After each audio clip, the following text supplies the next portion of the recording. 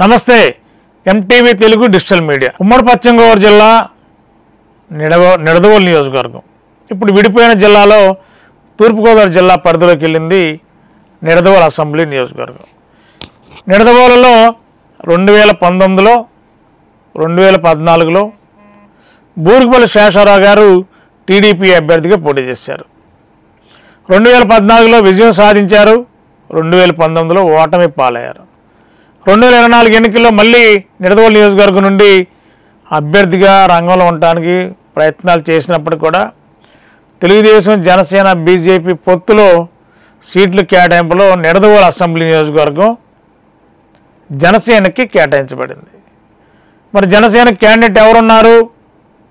ఇతర జిల్లా నుంచి డంపు చేసి తీసుకురావాలా, పక్క కాన్స్టిట్యున్సీ తీసుకురావాలా అని జనసేనాని పవన్ కళ్యాణ్ గారు మరి నిడదవోలుకి టికెట్ని జనసేనకి ఎవరికి ఇవ్వాలని చెప్పి సందిగ్ధంలో ఉన్నప్పుడు మరి కందులు దుర్గేష్ గారికి జనసేన పార్టీ టికెట్ ఇవ్వాలని పవన్ కళ్యాణ్ గారు నిర్ణయించుకున్నారు.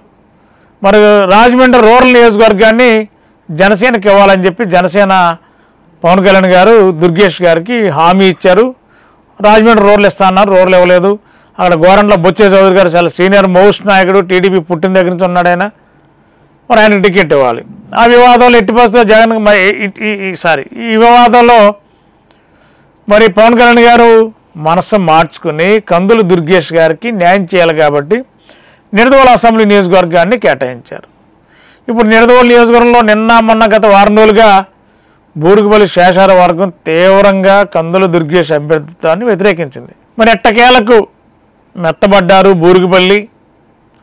ఇద్దరు కలిసి టీడీపీ టికెట్ ఆశించిన ఆశావాది బూరుగుపల్లి శేషారావు గారు, అదేవిధంగా నిడదవోలు కూటమి అభ్యర్థి కందులు దుర్గేష్ గారు ఇద్దరు కలిసి ప్రయాణం చేస్తున్నారు. మరి ఈ కలయిక ఇద్దరు స్నేహం కలిసి ప్రయాణం చేయటం ప్రచారంలో భాగమా, మీడియాలో హైప్ కోసమేనా, లేదంటే ఎవరి అంతరాత్మను వాళ్ళు ప్రశ్నించుకుంటూ ఎన్నికల ప్రచారంలో దూసుకెళ్తున్నారా? ఇప్పుడు ఇద్దరు కలిసి ప్రయాణం చేస్తున్నారు, బూరుగుపల్లి శేషారావు గారు, కందులు దుర్గేష్ గారు. మరి నిడదవోలు నియోజకవర్గానికి కందులు దుర్గేష్ గారికి ఎలాంటి సంబంధం లేదు. స్థానికుడు కాదు, పరిచయం ఉన్న వ్యక్తి అంటే కొద్దిమంది పరిచయం ఉండొచ్చాం, కానీ అక్కడ ఉన్న ఓటర్లకి ఎవరికి కూడా ఇతను తెలీదు. మరి జనసేన, టీడీపీ, బీజేపీ కూటమి కాబట్టి కూటమిలో స్థానికంగా ఉన్న టీడీపీ కేడరు, అదేవిధంగా జనసేన కేడర్ సహకరిస్తేనే కందులు దుర్గేష్ గారికి ఎంతో కొంత పొలిటికల్ మైలేజీ ఎన్నికలు వచ్చే అవకాశం ఉంది. మరి ఈ నేపథ్యంలో బూరుగుపల్లి శేషారావు గారు మనస్ఫూర్తిగా సహకరిస్తాడా?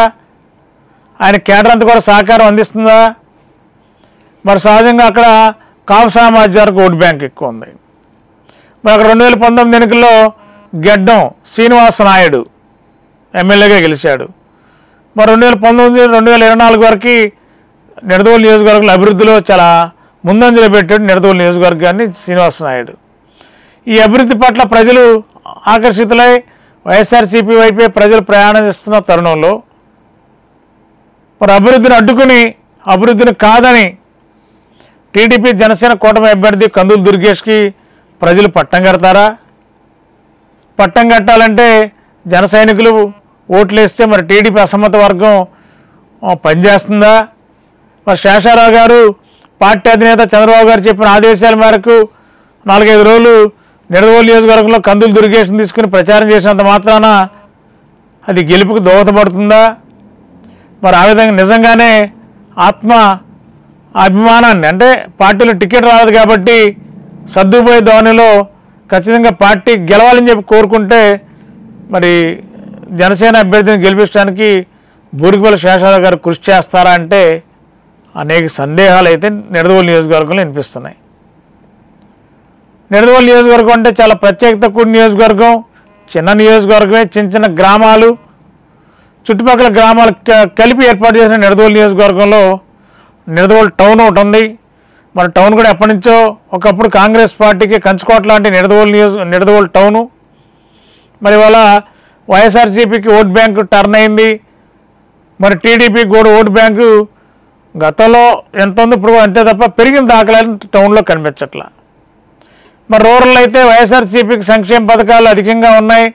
మరి గ్రామీణ ప్రాంత ఓట్ బ్యాంకు వైఎస్ఆర్సీపీ టర్న్ అయినప్పుడు టీడీపీకి జనసేనకి ఓట్ బ్యాంకు మరి గతంలో కంటే ఇప్పుడు తగ్గిందని చెప్పి అనుకోవాలి.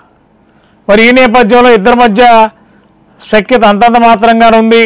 కానీ మీడియా ముఖంగా సోషల్ మీడియా ముఖంగా ప్రజలకు కలిసి వెళ్తామని చెప్పి ఒక సంకేతం ఇవ్వడానికి మాత్రమే నిడదవోలులో బూరుగుపల్లి శేషారావు గారు, కందులు దుర్గేష్ గారు ప్రయాణం చేస్తున్నారు. మరి కందులు దుర్గేష్ గారు ఒక విధంగా చెప్పాలంటే ఒంటరి పోరే అనుకోవాలి.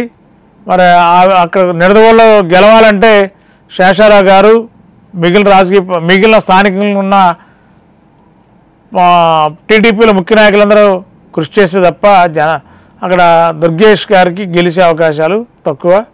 మరి ఏదేమైనా నిడదవోలులో ఒక ప్రయత్నం చేస్తున్నారు. బూరుగుపల్లి శేషారావు గారు, కందులు దుర్గేష్ గారు కలిసి ప్రచారం చేసి ప్రజల్లో కలిసే ఉన్నామని చెప్పి ఒక సంకేతం ఇవ్వడానికైతే సక్సెస్ అయ్యారు.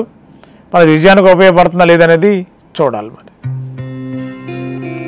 గత 20 సంవత్సరాలుగా దంత సమస్యలతో పాటు దవడ మరియు ముఖ సంబంధ సమస్యలకు చక్కని చికిత్సలు అందిస్తున్న శ్రీ రామకృష్ణ దంత వైద్యశాల, నరసింహారావుపేట, ఏలూరు. ఎమర్జెన్సీస్ లో వాడే ఆక్సిజన్ కాన్సంట్రేటర్లతో పాటు air purify, UV light steriliser, ULV fogger వంటి పరికరాల ద్వారా పరిశుభ్రమైన వాతావరణంలో చికిత్స అందించబడుచున్నది. ఆర్వీజీ ద్వారా అతి తక్కువ రేడియేషన్ ఉపయోగించి దంత వ్యాధి నిర్ధారణ మరియు రూట్ కెనాల్ వైద్యం చేయబడుచున్నది. డెంటల్ లేజర్ ద్వారా కుట్లు లేకుండా సర్జరీలు, ఇంప్లాంట్స్ కిట్స్ ద్వారా పళ్ళు లేని వారికి ఫిక్స్డ్ దంతాలు, రూట్ కెనాల్ చికిత్సలకు ఎండో మోటార్ వంటి ఆధునిక పరికరాలు కలిగిన నమ్మకమైన డెంటల్ క్లినిక్. అత్యంత ప్రామాణికమైన ఆటోక్లావింగ్ పద్ధతిలో శుభ్రపరిచిన ఇన్స్ట్రుమెంట్స్ వాడడం మా ప్రత్యేకత. దంత సమస్యలకు చికిత్సతో పాటు విరిగిన దవడ మరియు ముఖ ఎముకలకు చికిత్స, ఎత్తు మరియు వంకర దవడలకు కాస్మెటిక్ సర్జరీ, యాక్సిలోఫేషియల్ వంటి చికిత్సలకు చిరునామా శ్రీ రామకృష్ణ దంత వైద్యశాల, వేములపల్లి రెసిడెన్సీ అపార్ట్మెంట్, నరసింహారావుపేట, ఏలూరు.